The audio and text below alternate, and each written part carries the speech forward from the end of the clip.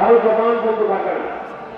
আল্লাহ পাক জবান দিয়েছেন, ওই জবান দিয়ে আমরা আল্লাহ রাব্বুল আলামিনের বরকতের ঘোষণা দিব, নবীজির শ্রেষ্ঠত্বের কথা বলবো, আউলিয়া কিরামদের সামনে তাকবীর দেব।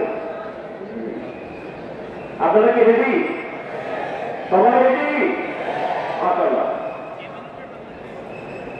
নারে